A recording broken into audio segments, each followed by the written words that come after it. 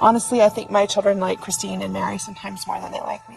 Well, there you have it. No one gives a rip about Robyn. Janelle didn't even hesitate to exclude her, and let's be real, that was no accident.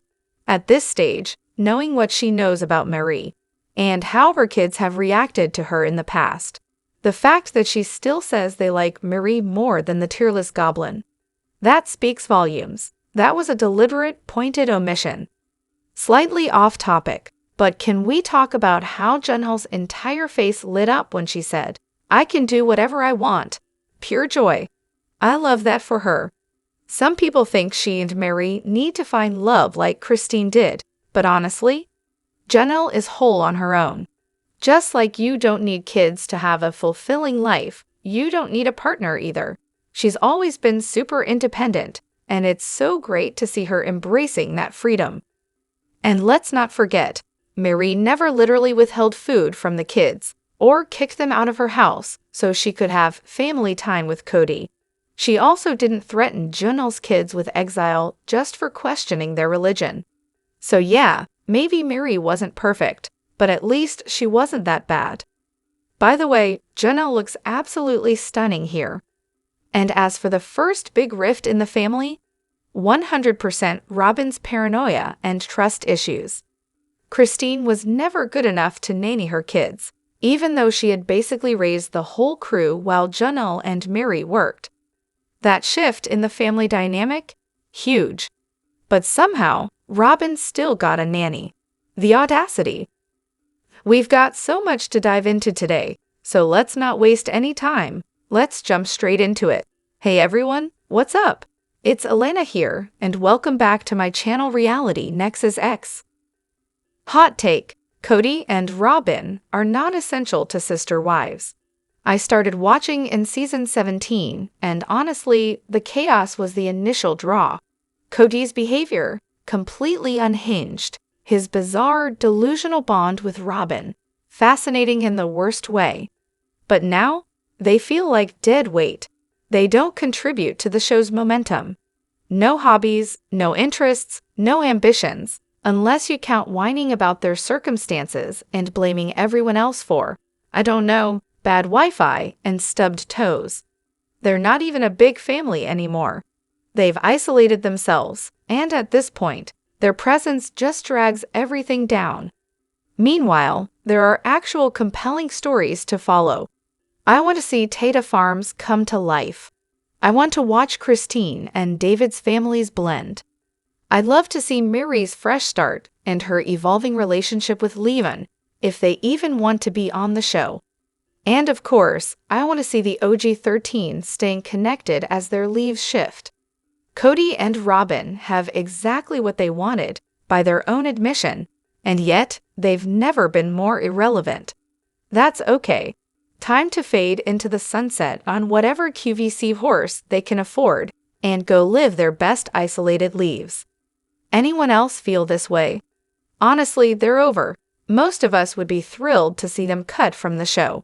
At the very least, their screen time should be slashed to 15%. Same goes for Mike Kelty.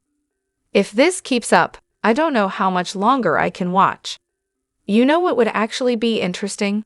The OG3 sitting on a couch doing a pillow talk rewatch of early episodes. Even if they can't do it together, let them react separately. Heck, throw Kody and Robyn in there too, and let them spin their web of excuses, deflections, and victimhood in real time. Because, let's be honest, they're stuck in an endless loop of the same old tired drama. I wouldn't miss them at all. That said, I have to admit, the contrast is hilarious. Kody and Robyn have to stay on the show because they're broke. They seethe and sulk in every scene, filmed outside their own house, which raises the question, just how bad is it in there? Meanwhile, the rest of the family is thriving, rebuilding relationships, celebrating each other, and actually enjoying life. At this point, Kody and Robyn are just bitter, petulant children throwing tantrums while everyone else moves on. And honestly, good riddance.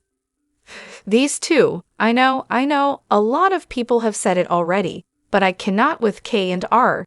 This entire scene in S19E4 was an absolute joke. Let's break it down. He's trashed their mothers, was a terrible dad, and chose Robyn over his kids at least 100 times. Honestly, I don't know how much longer I can watch this show if there's never any kind of reckoning. TLC, seriously, do better. And don't even get me started on how most of the episode was all Robyn. Why? Honestly, I just want to see some karma hit those two. It took me and my daughter 2 hours to watch a 43-minute episode because we had to keep pausing every time K and R came on. She was yelling at the TV so much I could practically see her blood pressure spiking. I even offered her some of my meds, but of course she refused. Look, TLC, if you ever want viewers to stick around, it'd help if K and R actually owned up to something. Just, 1 or 2 things they've done wrong.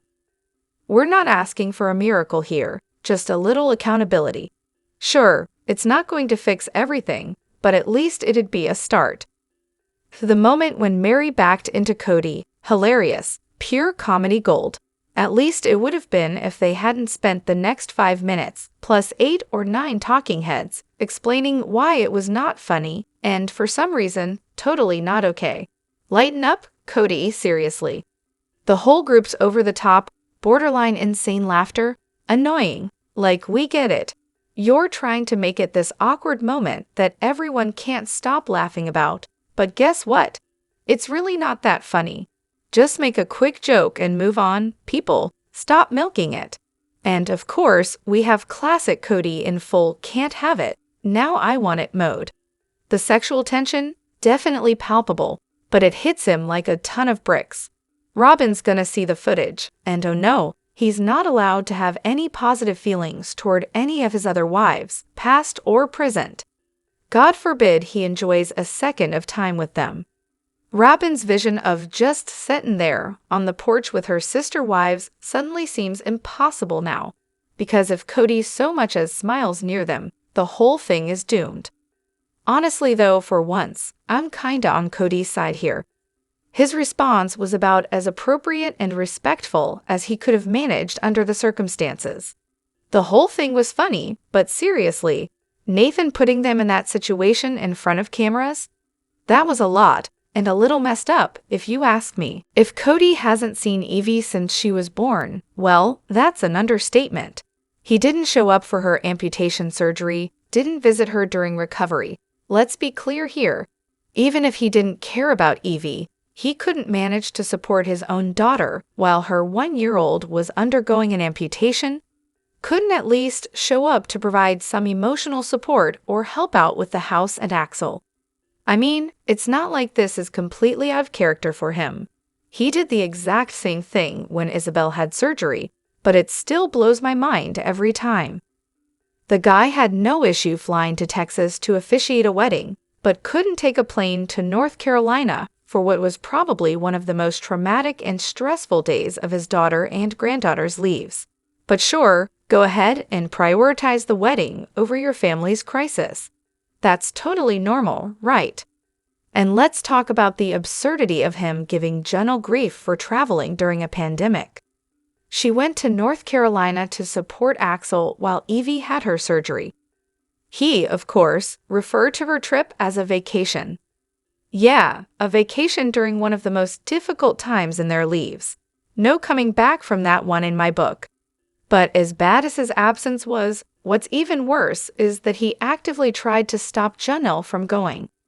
Had he gotten his way, Maddie, Evie, Axel, and Caleb would have been left with even less support during an already incredibly tough time.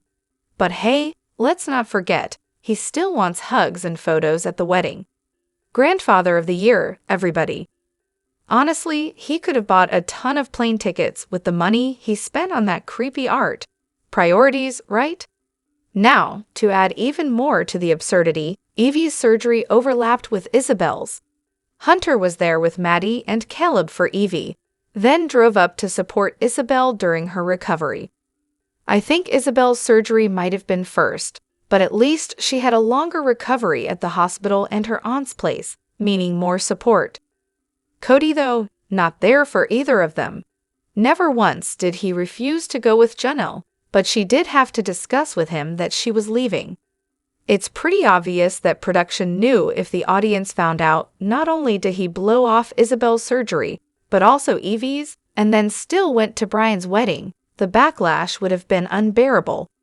He could have easily been there for both surgeries and still gone to that ridiculous wedding, since, they weren't on the same day. But no, he chose to be a jerk instead. And honestly, as sad as it is that he didn't go, it might have been for the best. The guy somehow manages to make everything about himself.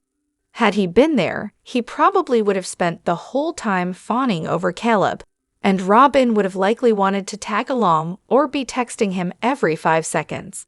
Just another layer to the disaster. This situation. Let's break it down. So Kody marries Robyn, takes her on an 11-day honeymoon while Christine is at home, 1 month postpartum. Yep, that's right, 1 month. If you know anything about postpartum, it's not just a you're tired phase. It's physically, mentally, and emotionally exhausting. So to have your partner leave for over a week with a new wife while you're literally recovering from childbirth, that's not just inconsiderate, that's downright diabolical. And let's not forget the timeline. Christine suffered a late-term miscarriage before Truly. Imagine carrying a baby, feeling those little kicks, and then, bam, no baby. It's gut-wrenching for anyone, but after a traumatic loss like that, carrying a baby to term would be extremely difficult. And through all of this, Kody's secretly dating Robyn, planning their wedding, while Christine's got the emotional and physical toll of pregnancy, childbirth, and grief. Oh, and Robyn gets introduced into the family immediately after, before even the wedding. But hey, Kody was vetting her, right? What an idiot. Christine marrying Kody while Janelle was pregnant with her first. Yeah, that's just the messed up norm in polygamy. But seriously, how much more heartless could it get? Christine, already struggling with postpartum depression and publicly admitting she needed antidepressants, is left to deal with the emotional fallout. One of her relatives even openly said they felt suicidal when their husband went off on a honeymoon with a new wife. So yeah, imagine what Christine was feeling. Now, I'm not comparing exactly the same situation Christine had when Kody married her with a newborn at home, but it's not the same. Christine was already struggling with PPD, had a massive family at home, and Kody was constantly bailing to spend time with Robyn, who lived hours away. That honeymoon with Robyn, that's just the cherry on top of a very messed up cake. And here's where I get really annoyed. Can we stop using the word jealousy? It doesn't even scratch the surface of the utter devastation Christine must have been feeling. It's not about jealousy, it's heartbreak. Jealousy implies some petty emotional reaction. This is crushing, soul-shattering heartbreak. Eventually, the wives started saying heartbroken, which at least sounds closer to what they're actually going through. But even that doesn't fully capture the depth of what it feels like to watch your husband openly bond with another woman when you've already got so much on your plate. So yeah, this whole thing, a mess. Aspen. What can I say? She's not just a pretty face, though, let's be real, she's got that in spades. She's got this whole glow thing happening that makes her radiate positivity. And no, this isn't some overly sentimental ramble, it's just the truth. That's literally all I wanted to say in this post. The two oldest siblings, totally solid people, like my gramps would say, good eggs. And speaking of good eggs, I just rewatched Aspen's stunning wedding. Again, I mean, come on, who can resist?